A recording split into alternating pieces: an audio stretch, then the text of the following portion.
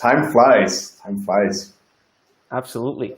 So, we last spoke about, a good month ago. So quickly tell us a bit what happened over the past weeks. What were you working on? What did you do over the past weeks? Yeah, I actually thought about that before going live here. And out of the past, I think it's been 5 weeks maybe since we last spoke. And I think 4 of those weeks I was doing Air Force service, which for those who are watching and are not Swiss citizens is still something that's mandatory in Switzerland for most males. I'm an officer in the Air Force. Unfortunately, I'm not flying planes. I'm doing other things in my unit. That would be cool. Yeah, that's still a goal. But I already have a pretty cool job in the intelligence services, so it's actually kind of fun. But then also, it takes a lot of time, is what I realized. And on one hand, it was good that I was able to get Claude, my coworker at Tomahawk, assigned to the same unit. So we actually spent a lot of time in the military together, and we were able to advance some Tomahawk things. But of course, that took a lot of time. What it forced us to do is to automate a lot of things. So the last 5 weeks, I actually spent a ton of time thinking about processes in Tomahawk. So what happens when someone applies for funding or someone gets introduced to us, and how can we make as many steps as possible automated so that, for one, we create an efficient process, a reliable process, and then also a process that is kind of replicable and doesn't offer too many ways to fail due to human error. So that's probably the one thing where we made quite a step forward. And the other thing that we invested in is transparency. So I've created quite a bit of content, mostly videos that I've shared on YouTube and Facebook and LinkedIn, answering questions that founders had or friends had about what is it that a venture capitalist does. Because I believe in more transparency helps everyone. It helps founders get funding quicker. It helps me understand what is on the mind of someone that I'm talking to. And overall, that's something that we want to make a big push in is create more content about what happens behind the scenes of an investor. Right. And what's actually the rationale behind that? I mean, to a certain degree, that will also help you to establish a strong brand and then hopefully attract better investment cases, right? I think that's a secondary factor, but in a first step, I just think it's the right thing to do. I think it shouldn't be that you have to go trial and error yourself every step of the process. I think True. It should be better documented. There should be more information out there on how to efficiently structure your process with investors, because ultimately, if the less time you have to invest into building a relationship with investors, the more time you can invest into building a world-changing product, and that's ultimately what I'm excited about. Awesome. So we also had some questions that were coming in before we actually went live. So for everybody listening and watching right now, if you do have any questions that you want to ask Cédric, please post them in the comments so we can actually include them in today's episode. And one question that actually was quite interesting, I thought, is would you quit your job to start a business or rather start part-time and then probably building it up step by step? What's your take on that? Yeah, I think it's a tough question. I assume this comes from someone in the position that has an idea and is thinking of how much do I risk in order to make that idea a reality. Mm-hmm. At what point do I just say I leave my job and I go full-time on this? And I think it's hard to answer in a general context. I think overall what I'm observing is that here in Europe, we tend to be too safety-oriented, meaning we'd rather let a big opportunity go than giving up on a safety net, mm-hmm. Which can sometimes keep us from making it big and creating these like really big companies that require us to take a lot of risk.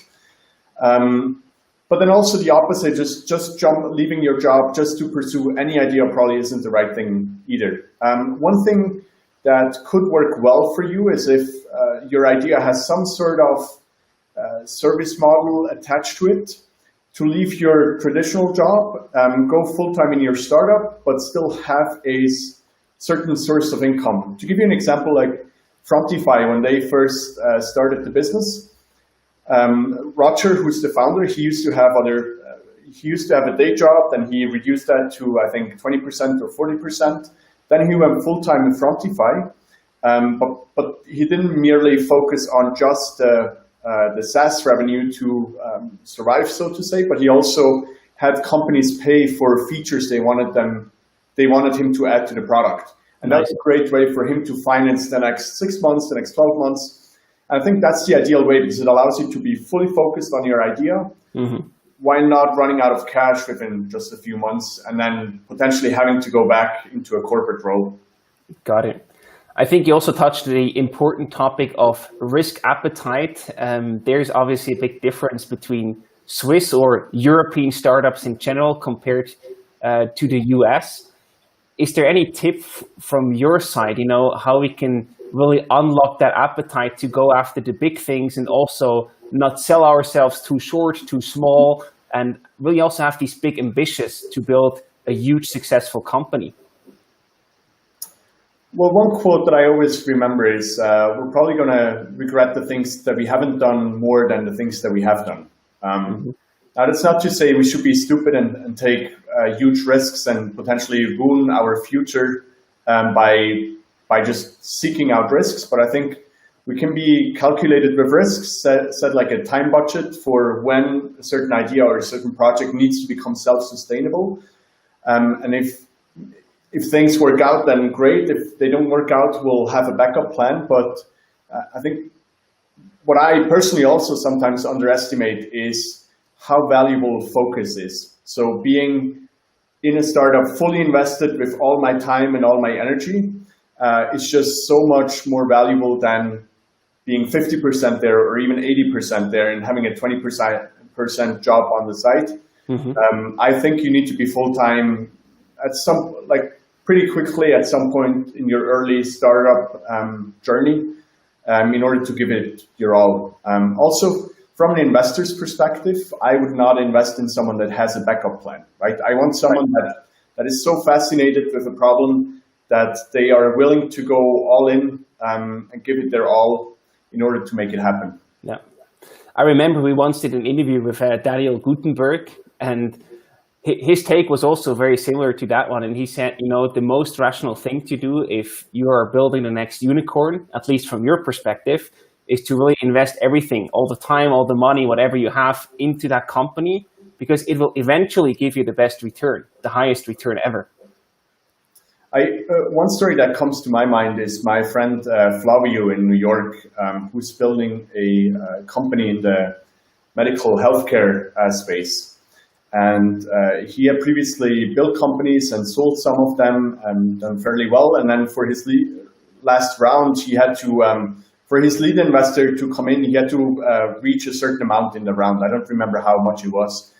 But for him, it basically, he ended up selling everything that he had, like all the public equities he had, everything under his name he had to sell. And it was kind of a tough call. Like I think the deadline was like a Friday evening, and I think it took him till Friday morning to liquidate everything so that personally he could invest whatever the difference was that was missing between that trigger amount and what investors had committed. And so he's an example that I often think of when it comes to these questions of like going all in, risking everything that he has built so far, because he so believes in the idea that he's working on. Yeah, that's crazy. I really admire if you can take that decision, but I also know that, at least from the outside, it seems a really, really difficult decision to make. Although if you're actually in there, it might be not that difficult because you have this strong belief and you think, hey, this is going to end well for sure. I might not be the best person to give you advice on this, right? Because I've always, and that's the dilemma of my past 18 years, like I was always involved in different projects at the same time. That's why I think I make a good investor, because from my personality, I just like to be involved with multiple things at the same time. Mm-hmm. For a very long time, I kind of battled that inner self that told me whenever I was getting close to being focused on just one thing, there was another idea that popped up, and I had to spend time on it because I found it so interesting. Mm-hmm. I just have this like really curious mind that's hard to satisfy with just one concurrent thing. And so for me, I've always had multiple projects that I was working on, even though there was big bets that I took and that I'm still taking even now with Tomahawk. But up until the point of starting Tomahawk, I've always had several projects that were partly occupying my mind. So I might not be the best example, but I observe what it does with people and how it creates this extra boost of energy if you're fully invested. And I think it's extremely powerful in order to become successful as an entrepreneur. Right. For you, focusing at different projects at the same time, and I know that also some people, they need that to get energy, to have, the different things to do and being involved in different projects at the same time. You've seen both parts of the setup. Now you're fully committed and fully focusing on Tomahawk.vc. But is there a setup that you prefer, or do you also think that this really depends on the stage in your life that you're at and so on and so forth? Well, I think my journey was right. My journey was, so far, was a lot of fun, and I've learned a lot along the way, which I wouldn't have if I had focused on just one or two ideas along the way. Mm-hmm. Nevertheless, for me, I had to figure out what it is that I'm best at and where I can really have an impact. And I think being an investor is a great role for me, because even though I'm focusing on one thing and I'm wearing just one hat now, I don't have different interests. My sole interest now is making Tomahawk successful. Mm-hmm. In my daily life, I still work with a lot of different projects, be it companies that we're looking at, or companies that we have already invested in, or companies we're looking to divest at some point. There's just so many overlapping, interesting journeys that I feel no 2 days are ever the same, and I think that's what's giving a lot of energy to me. Got it. So let's also focus on another question that was handed in over Instagram before this stream started. I think it's also a pretty interesting topic. There are different takes on whether you should start part-time or full-time. There might also be different takes at your education background. So one question is a university degree still necessary in today's networked and fast-moving world? So it'd be interesting to understand a bit better who asked this question, and if they're asking it as a founder, as someone that wants to go work in a startup. Either case, I don't think it's necessary. I think there's many great ways for you to acquire knowledge and experiences, and university is just one path. Nevertheless, I really enjoyed going to university, even if I already had my first company running, and so it was a lot of work and very little sleep for a few years. Mm-hmm. But there's two things that I really enjoyed. One was, and I studied electrical engineering at ETH, and the main skill that I took away was how to learn hard things by myself, or difficult things. How do I get an understanding of very difficult topics without anyone breaking them down for me? Because most of it was self-study. I think that's number one. And then number two, I met a lot of very interesting and curious minds when I was studying. And that was just very stimulating for me. So I would definitely go back. I've also, over the years, even 2-3 years, I thought about potentially going back to university, or at least taking some courses. In the end, I think there's better ways to get the content now. I can just watch podcasts or read about it by myself. Mm-hmm. But the community feeling of being there with other students and acquiring knowledge together, solving tough problems together, and also being at the edge of what's currently possible, I just find extremely stimulating. And so maybe one day there will be an opportunity to go back and spend a bit more time just receiving knowledge. Right. What would you study if you were to go back to university today? I mean, my first thought would probably be something in the computer science space. Mm-hmm. But I'm also extremely interested in psychology and philosophy. So I'll probably be a mix of classes, and because I would go there not for a degree, but I would go there for just to satisfy my curious mind. It would probably be an assortment of different courses that I would kind of dabble in and then see where I want to take this. Sure, makes sense. There is, I'm sure you know him, but maybe some people haven't heard about him yet. There's a famous angel philosopher, he calls himself, or he was called. I'm talking about Naval Ravikant, the founder of AngelList. And I recently just discovered that he has a lot of really great content out there, really about life, about how to build a company, about investing also. And he put out a whole tweet storm on Twitter. And I would like to highlight some of those things and also try to discuss with you what that actually means for Switzerland, because obviously he's writing that with a US bias, if you want it or not. But I would like to see if some of his recommendations and advice also can be applied to Switzerland. So the first thing that he mentioned, one of the things was seek wealth, not money or status. And he defined wealth as an earning potential while you actually sleep. So you don't actually need to be physically there. What do you think about that in terms of adaptation to the Swiss market? I think in principle it's very applicable, right? And for me, the way I would phrase wealth would be freedom. Freedom to spend your time on what you really like and what you have a passion for. And there's this whole FIRE movement, financial independence, retire early. I know we're both readers of Mr. Money Mustache. But what's his? No, not Mr. Mustache Post. Mustache Post, yes. The Swiss version. Yeah, which is fascinating, right? I think it's a fascinating topic to not just work until you're 65 and then retire because the system says that's how long you have to work and then you can finally retire, but to much earlier in your life take control of your financial future and build the processes and systems that allow you to be more and more in control of your time, even if you're starting from zero when you start to work. The Mustachian Post, a guy from the western part of Switzerland, he writes about his journey, his goals, and the way he thinks about setting those goals and why. And I think it's fascinating. I have to admit that I'm not, just because I want to stay focused on venture. Mm-hmm. I don't invest in public equities right now. I don't, except for my pension. And third pillar, I like to have my mind in one single place and try to become world class in it. Mm-hmm. But I think all the thoughts that he describes and the systems that he describes very much resonate with me. So maybe sooner or later I'll find time to sit down and build a system where I can work along those lines as well.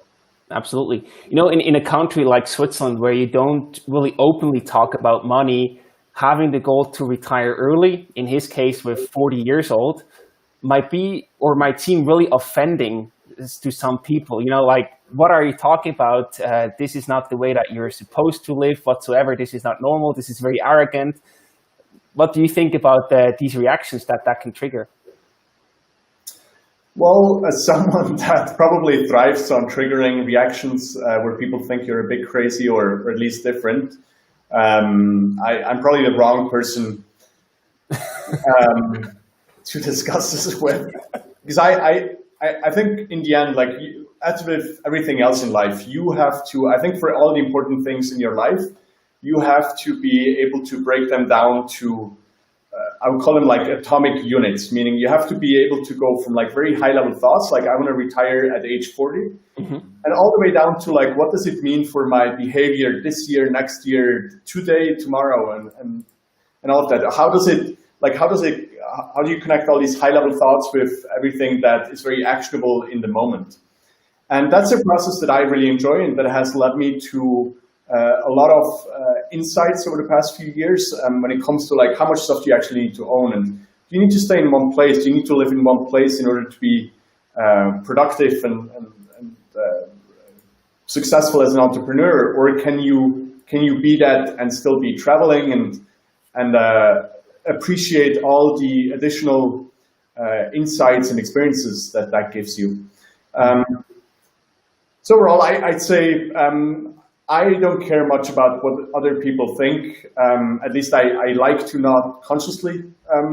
I think subconsciously we all do to some degree, but at least consciously, I think it's fun to sometimes question the status quo and the way it's always been done. And I think the way he's doing that is a great way. And of course, by sharing his numbers so openly, by being so open about his processes and systems that he uses, he gets a lot of readers, he gets a lot of eyeballs, which I think is great to share these ideas with more people. Got it. Also, one thing that Naval put in his tweets is that from his perspective, everybody can become wealthy. Do you think that is an over-exaggeration, or is that even possible? I mean, again, if we look at his way of saying wealthy as being in charge of your own time, then I would definitely agree, because it's not just how much you can accumulate in terms of financial assets and means.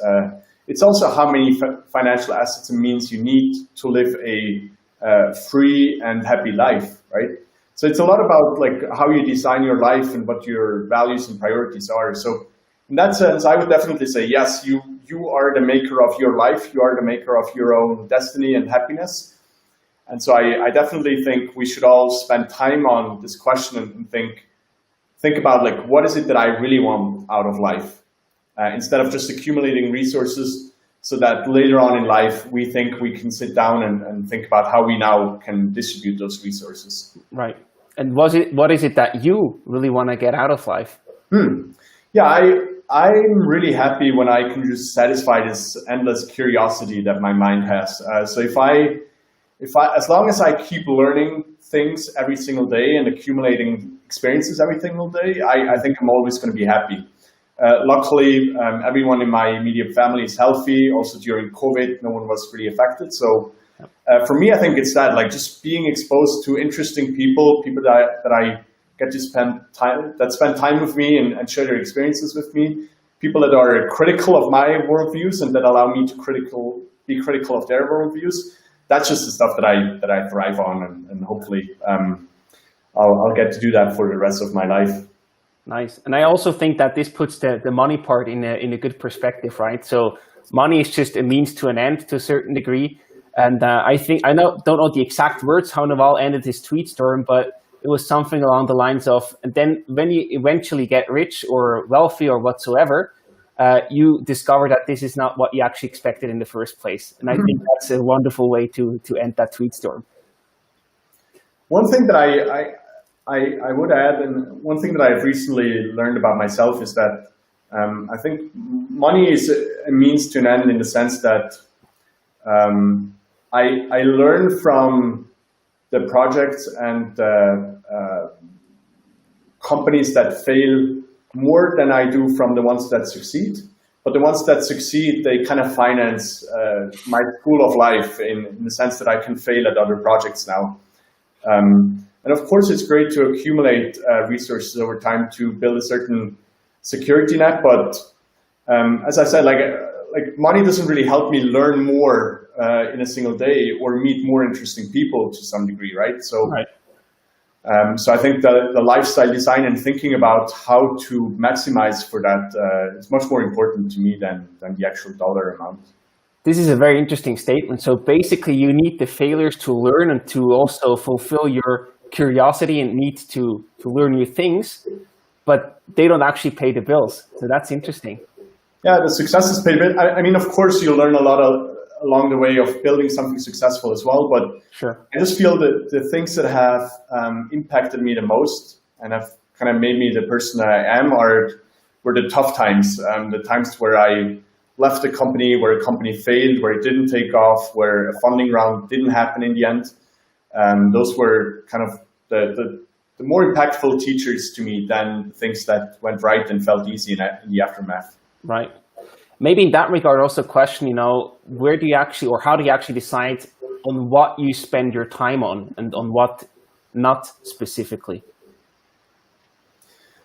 So there's a lot of work that comes my way where I just react to it, be it a founder reaching out, like a portfolio founder reaching out to discuss an idea or a candidate or getting inputs on a strategy decision. And I could spend all my day just reacting to others' requests, talking to others. And what I've realized a few years ago is that if I only do that, it's never super fulfilling because I don't feel I can make big progress on the things that really matter. And so what I do now is I split my day in half. In the mornings, I typically take time for myself to work proactively on the topics that I think I want to make, on the initiatives where I want to make progress on. And in the afternoons, I work reactively, where I take calls, meetings, and I react to whatever is thrown my way. How easy is it to follow that rhythm? I think for the most part, I'm doing pretty well. There's always exceptions where if a company is in a bad position or even in a really good position but needs immediate attention, I break the rule, but then I also sometimes have full days that I can take off. So I try to balance it out, and at least for the last few months, I feel I've been pretty good with it. Not traveling between time zones has also really helped. Right. Because that's what usually messes it up. If I'm in the US, then my afternoon calls become my morning calls, and then it's easy to be stuck on those ideas, on the reactive thoughts, and I usually have a hard time getting into the proactive parts. But for the last few months, I've been good, so fingers crossed. Awesome. So I just saw that we got a first question from the audience here. Also, if you do have anything else that you want to ask, please post it in the comments so we can tackle it. So here, Sofian asked, I'm going to read it out loud because it's a longer one. Despite doing a lot of sports and eating healthy, I don't have a lot of energy and feel fatigue all the time. Do you have an idea how to be more energetic, or also especially when you want to work a lot? Right. Do you have personal recommendations on that part? Well, we have experienced that before, where on the surface, it seemed like the whole setup was fine, and yet I was not feeling it. I had a hard time getting out of bed, or I had a tough time getting stuff done, or working on the bigger initiatives. I would always kind of procrastinate and just do smaller tasks first. And of course, it only became harder to get started on the important things. So in my experience, a few things have led to that.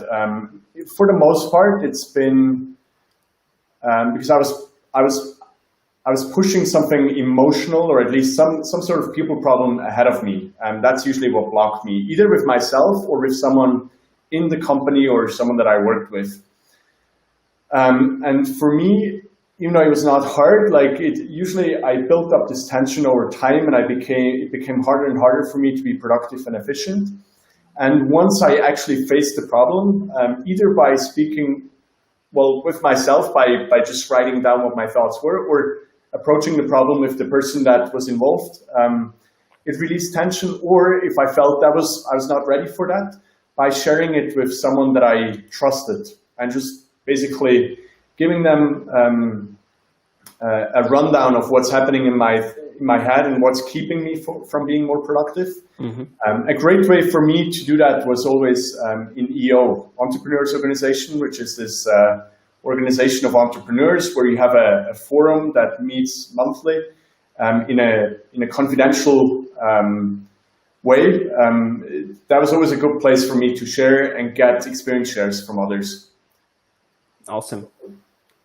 So I marked that here is answered. And another question, in the first live stream that we did, you also revealed that you will be a father soon. I think it's fantastic. And I also wonder, in what way has that affected or changed, your decisions or your perspectives on investments, but also on life in general? Have you already noticed any effect there? So I'll try to tackle these step by step. So I think it's becoming more and more real, right? Now I can feel our little daughter kick when I have my hand on Elena's belly, and it's a super exciting journey. But obviously the big change in our lives will come when she's here, when she's with us, right, and she takes over our lives. So in that sense, it hasn't really changed my daily routines or the way I approach my work yet. It has definitely put a few more things on my mental roadmap for what I think about, among them education, right? How do you raise a kid? What is the things that I want her to learn from me, from us, and what worldview do I want to show her? So those are some bigger questions, and they don't have to be immediately answered, but it's just something that's really sparked my curiosity, and I started to dig into projects and look at initiatives. When it comes to how I invest, nothing much has changed. I think mostly due to the fact that we have a very long-term thesis. The way I invest is focused on the next 10, 15, or maybe even 20 years. Mm-hmm. So it's not something that's affected by like a daily change of heart. Overall, I don't think that has had an impact on the immediate on my immediate mindset on how I approach investing in startups. Mm-hmm. Maybe in what way, having this long time frame that you look at investments, what role do like big changes like the climate change, for example, play in that regard? Is that something that you also consider when you invest, or how do you judge that? Because it also has a direct effect on the life of your daughter, eventually, right? Yeah. So it hasn't affected the way I make investments yet, because I think it's also important to stick to a thesis and see how it plays out. One thing that I've done last year, even before I knew I was becoming a dad, is I started to finally compensate my CO2 output. Right, that's one thing. I have a friend that's working on a reforestation project in Colombia, I think, right now, which I'm always there as a sparring partner if he needs any inputs. But we haven't changed Tomahawk or my investments into like an impact investment vehicle, just because I think I would also not be the right person to do that right now. I'm very curious, and I'm trying to learn from people in my vicinity that are working on impact investments. But it's not at the point where I would feel comfortable making impact investments, because I think it's a different ballgame. I've spent the last 15, almost 20 years working on SaaS and fintechs, and I think that's where I have to apply my expertise as an investor for the time being. Absolutely, yeah. Otherwise, you would not start from scratch, but you probably go a couple of fields back and to have to learn something new again. And what you built over the past years is compounding to a certain degree that helps you to make the good decisions. And that's not to say, I think climate change has become such a big and important topic that it has impacts in all our companies, right? Compensating their carbon dioxide output and just generally thinking about how to leave the world a better place, I think is something that a lot of us think about, whether we're building a fintech or we're working on that reforestation project. So it definitely has an impact. And then one way how I think Tomahawk can and will have an impact is we believe in a distributed world where people do not commute as much. They don't go into offices, they work from their homes, or they use existing infrastructure. Mm-hmm. More room for all of us. There's less wasted electricity and wasted infrastructure. So in that sense, I think we're contributing to that, but it's not like that has changed since my daughter is, or like since I know I'm going to become a dad at the end of this year. I think that's what my worldview has been for the past 12 years or more. Absolutely. In that regard, Naval also had an interesting content in his podcast where he said from his perspective and experience, building a company is hard no matter how big of a company you try to build. So if you are running a company that is, a couple of restaurants, Italian restaurants in town, it might actually be, you might work the same hours or even more than somebody trying to build the next unicorn, was his thesis. So how do you actually find and also define the right scope of problem that you should tackle with your company? Should it just go for the bigger, the better, or is there any sweet spot that is a better fit for you? Well, at least personally, I don't think bigger is better is what would be my theme if I'm choosing what to work on. I personally like to work on stuff or projects that I think can become sustainable, meaning they can kind of succeed me even if I'm not here anymore, or if I'm not in the company anymore, they can still provide value to hopefully lots and lots of people. Right. So I tend to gravitate towards projects that have a high degree of automation, that are software based, or at least to some degree independent from me as a person, and then a lot of the workforce. That's just my value system. Is I'd like to create something that can become sustainable and can succeed me. Other than that, I think it's important for everyone to figure out what is kind of at the intersection or the overlap between where they think they can have an impact and what they want to work on, and then also what can be sustainable for them. Absolutely. There's the next question coming in from Sofian. How do I actually find a mentor in Switzerland? Do you have any tips on that one? Well, first of all, thanks for the question, Sofian. This is fun, getting them as we speak. I think it all depends on who you think should be your mentor and why. Speaking about myself, I am somewhat reluctant to say, yes, I can become your mentor if that's what you approach me with, to just ask me if I can be your mentor.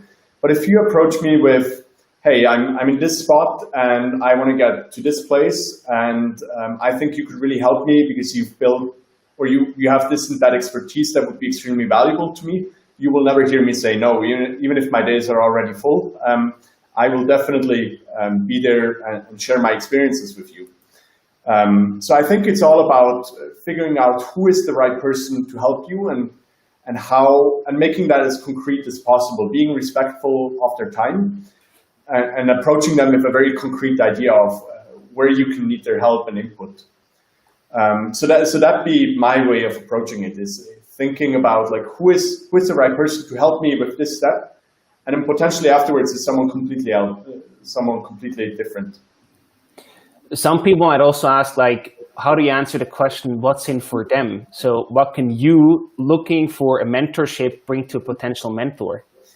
I think it's good to think about that, but then I personally don't put that much value or weight on it, because I don't want this to be a trade. Like, for me, it's totally fine if what I'm getting out of this is just to see you succeed. And life is long enough that I'm sure our paths will cross again, and there's always ways for all of us to help each other. So for me, it's not about that sales pitch. You don't need to send me an email where you tell me, oh, I can do this for free for you. That's not what I'm looking for. But you are right, completely right. Like, other people might be looking for that, and it might be a great way to convince them or get their attention. So great question. Thank you, Sophia. If you do have any other questions, post them in the comments right now, because we are tackling some rapid fire questions for Cédric right now. There are a few that we prepared. So the first one is, just to get you warmed up a bit for the rapid fire questions. What are your top gadgets under $100 purchase price? Yeah, there's one that's laying on my desk right now. It's this thing here. Yeah. It's white, so that's a big minus. I couldn't get it in black, but it's a Hyperchoose charger. And what I like about it is it basically has all the ports that I need. So most of my devices now run on USB-C. And before, I would have to carry my MacBook charger and my iPhone charger separately. Now I can charge, even like Elena, if we're traveling together, this is good enough to charge both our laptops and a few phones at the same time. Wow. So this has allowed me to go from like 3 or 4 devices, if you count for both of us, to just one. The only thing, like, it comes with these adapters. By default, it has a US plug. And I think that was $69. I bought that on Kickstarter or Indiegogo at the beginning of the year for $69. It finally shipped last month. There was quite a delay due to COVID. But yeah, that would be my most recent gadget. I don't have a ton of gadgets anymore. I sold or gave away most of my... I don't have a drone anymore. I don't have a lot of... Yeah, it's basically my AirPods, my laptop, my iPhone, my camera, that's it. Yeah, the basics. What else do you need, right? And you also don't have that much space with 64 items, so you need to choose wisely. What have you recently learned? Is there anything in particular that, really stuck out? I just read, maybe, I'm not sure this counts as learned, but it's the first thing that came to mind, which is I want to invest time into reading good, well-researched articles more. I really like the website Wired. So over the last few weeks, I've picked up more and more of their articles and either reread them or read them for the first time. I really enjoyed them, and there was one that I read about Elon Musk and the way he got started with Tesla and the bets that he took on them early on. And that's one thing that I really liked. Oh, and this also came up because with the Tomahawk team on Friday, we have our team call. It's the three of us, Bojan, Claude, and me. And a few weeks ago, Claude started to prepare some venture capital trivia for every Friday. Nice. So at the end of each call, he has a few questions prepared, usually around a certain topic. And recently it was about who led the seed round of Tesla, how big was it, and so on and so forth. And Elon Musk was not the founder of Tesla. He was their seed investor. I think he invested about $6.5 million out of a $7 million round at their seed. And he only later became the CEO. I think first he acted as executive chairman. So yeah, the beginnings of Tesla, let's put it this way. I learned about the beginnings of Tesla and the history. I like that. Now the next one is interesting. I'm curious what we're going to answer about that one. What's a surprising fact that people don't know about you? And if I already know it, you have to choose a different one, okay? Well, I don't know if you could guess, but one thing that I'm really good at is falling asleep at any time and in any place. It's something that I've learned when I was building MediaSign, my first company, and studying at the same time. And I learned how to go on very little sleep for a long time. So my body became used to just falling asleep like this. I can take 5-minute naps sometimes. And then it was also something that was super helpful when I was going through the initial officers training in the Air Force. Because sometimes we would go on missions, and there's a saying in the Air Force, like, you run to wait, meaning like sometimes there's like high energy and you got to run and everything, and then suddenly there's like a 2-hour block where you can't do anything. So I was very efficient at using those breaks in between to catch up on sleep. Great. I'm not sure, was that something that you already knew or guessed, or? I'm not really. I'm not sure if I heard it in one of your videos once, but it didn't like ring a bell. So we let that count. Is that actually a good thing? You know, if you are able to fall asleep that quickly, that might also be a sign that you are heavily sleep deprived, right? Well, I think nowadays, and I'd say for the past 2 years or so, I've had a much healthier relationship to how much sleep that I need. Before that, I would say I was often sleep deprived. Now I do get my 7+ hours whenever I can, and I really enjoy sleeping in on the weekends. Whereas earlier, I just felt like sleep was a waste of time, and there's so much more interesting stuff that I could do with my time. But I feel in the past couple of years, I've been on a pretty healthy journey. That's probably going to be disrupted once my daughter is born. At least I come well prepared. That's right. Already been there, done that, right? Yeah. So next one is, if you had only 3 words available to describe yourself, what 3 words would you choose?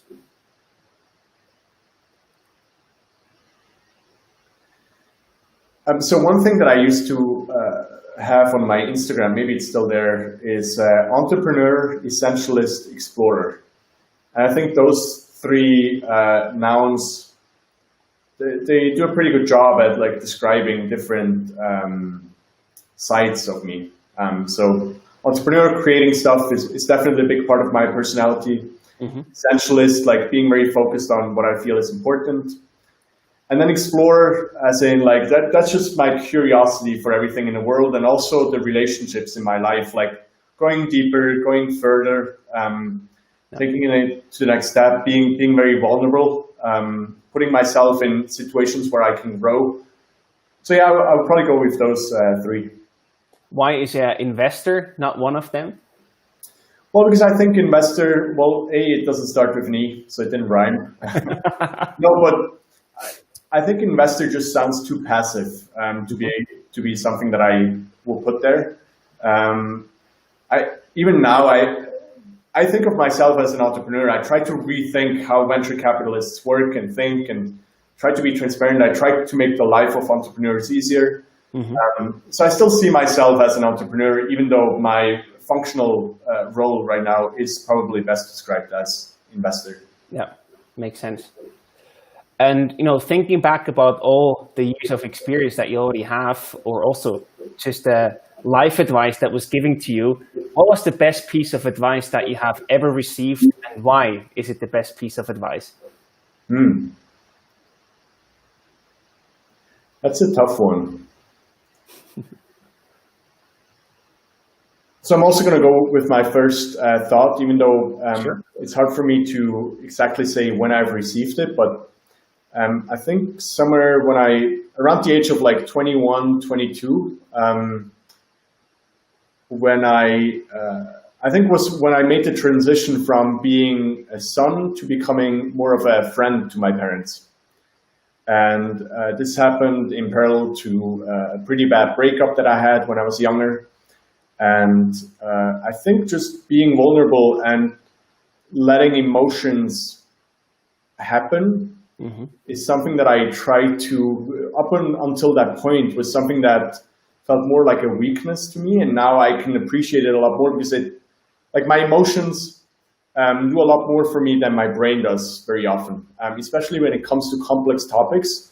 I think all of the complex decisions in my life I ultimately make with my gut or my heart, and not with my brain, because it's just not capable of capturing all the complexities of a really interesting problem or decision. So maybe it's not someone that said something, but definitely that my parents allowed me to be very vulnerable, and at the same time, someone that they saw at eye level was something that really helped me become a better person and become a more mature person. Nice. I like that one. That's a nice one. So also talking about emotions, there are things that annoy people and then get them frustrated. So what's something that really annoys you?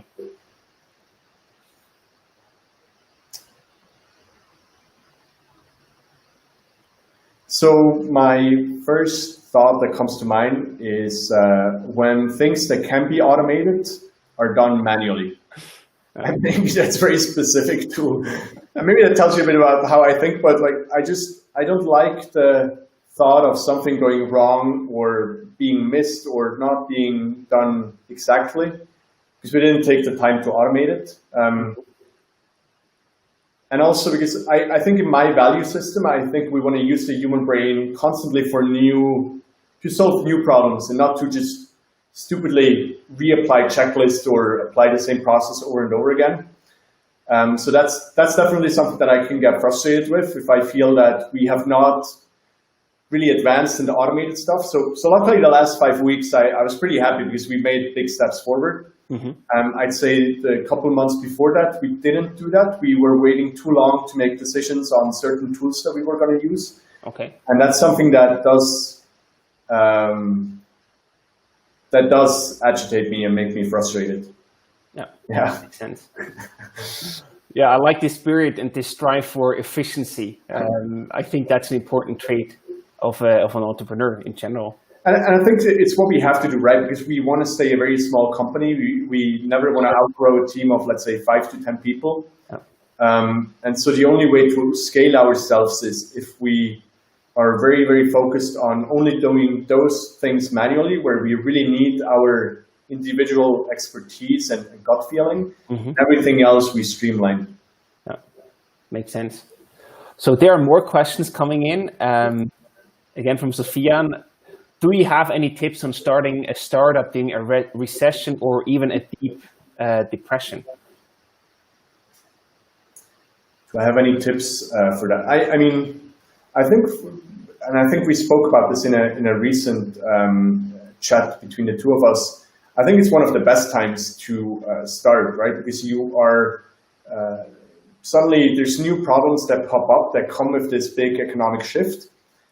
And then also it's the best time to find co-founders because unfortunately lots of people usually lose their job during an economic downturn. So it's a great value proposition for you to be out there and say, hey, I have this big vision for a big problem that I want to solve.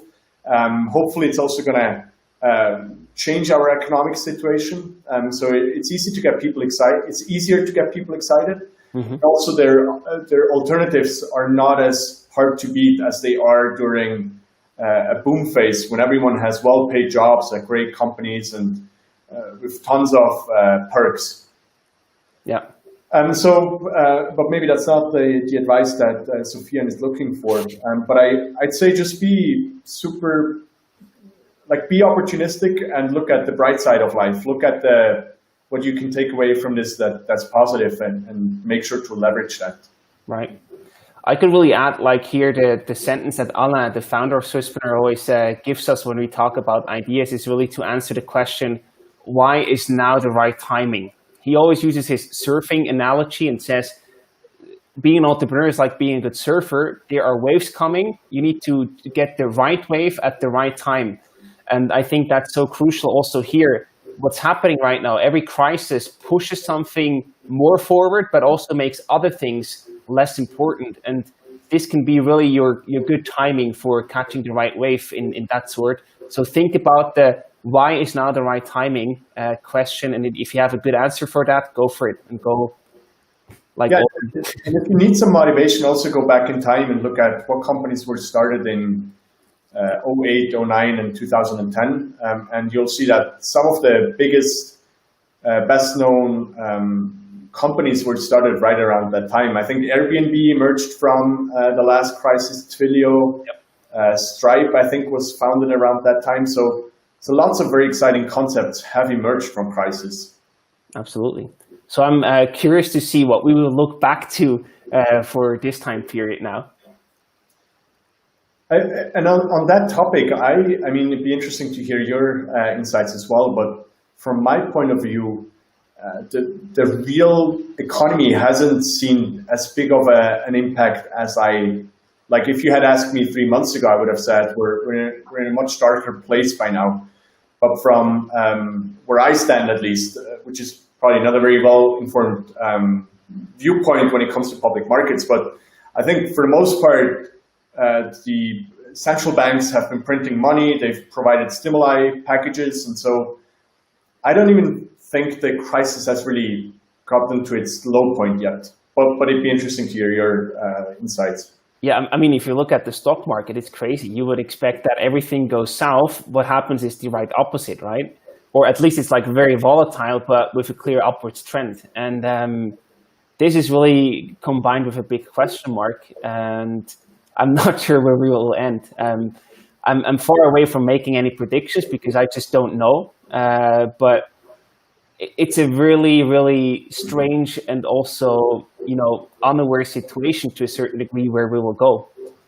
Mm-hmm. So I'm not sure if we are already past the crisis and that thanks to the money printing and sort of the we do whatever it takes statement of the central banks, that they can actually really lower the effect of the crisis, or if we are just, we have an open tab and one day will be a big payday and it will haunt us back. Yeah. One thing that worries me, I'm not so worried about Switzerland and the most parts in Europe, even though there might be smaller spikes right now, but I just don't understand. In the US, I think that it's still going up. There's so many new cases every single day. And yet people are picking up travel again. It worries me a bit what's happening in the US. Yeah. What do you think? Where will that end? Where will that lead us? I just think we haven't seen the end of this yet. I think there's more to come. There's more that's going to happen, and hopefully it won't be bad.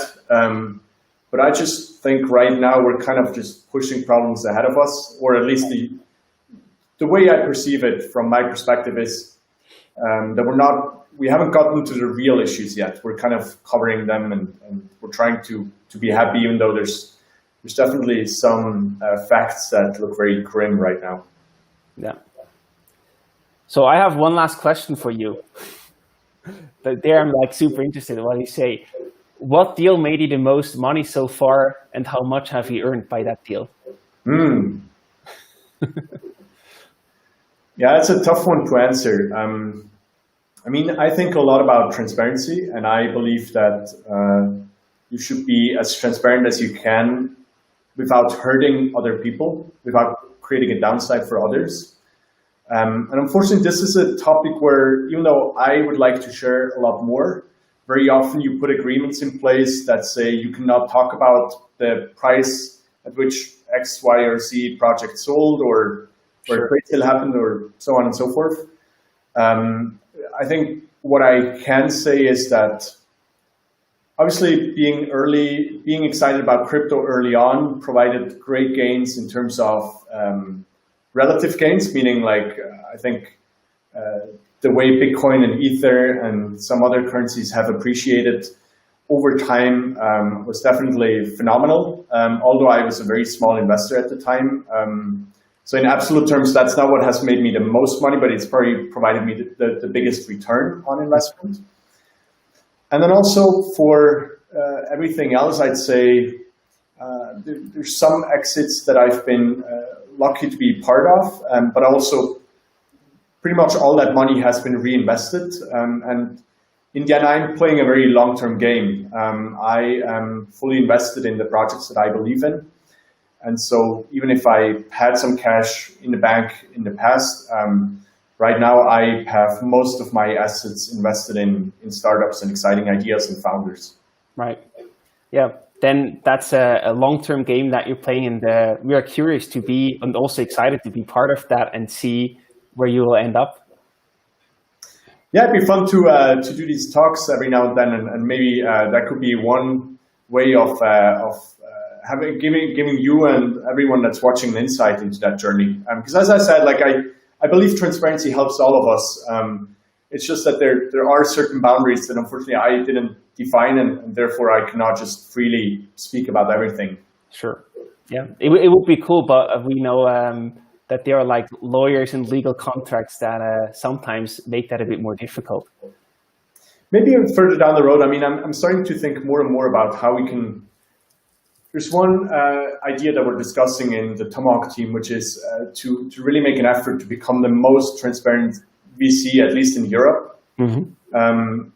And we haven't really committed to the idea yet, but we're definitely experimenting with what it could mean and what the upsides and downsides of that are. Nice. And so also, if you or anyone that's watching right now have some insights or ideas or are pro and can leave some comments on what they would really like to see or hear about or learn about, then definitely leave those comments, and we'll consider all of them as we go along and experiment with these ideas. Awesome. I think that's a great call to action to end today's conversation. Thank you again for taking the time, Cédric. It's really always a pleasure to talk to you, and all the best, and see you next month, I guess, or in 2 months, who knows, after the summer break. Of course, yeah. Thank you, and thanks for taking the time for this, and we'll talk soon. Take care, everyone. Thank you for watching.